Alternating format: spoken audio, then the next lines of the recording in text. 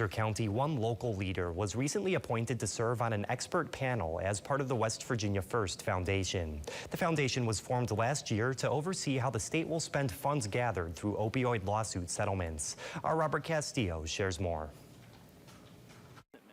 Mercer County Commissioner Greg Puckett was recently appointed to be on an expert panel of advisors who will help lead discussions around how West Virginia will spend more than $1 billion obtained in opioid lawsuit settlements. Puckett is also the executive director for the nonprofit Community Connections. He says he can offer expert advice on prevention. I've been in the prevention field for 23 years, and of course I've been a county commissioner for 10. Been on several different boards, on the National Opioid Task Force and so on.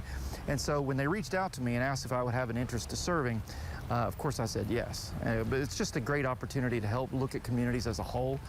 Puckett was appointed to the panel alongside 6 others from across the Mountain State, representing areas including recovery strategies, first responders, and treatment options.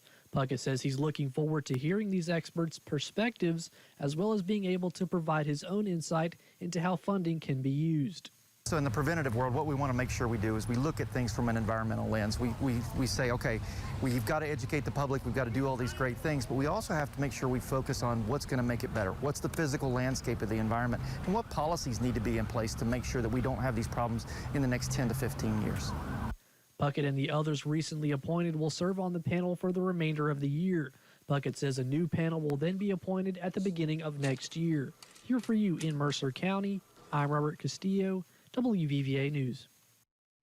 Thank you for that information, Robert. Now, the West Virginia First Foundation has 12 board members in total. 6 of those represent different regions of the state, and the remaining 6 are appointed by the governor.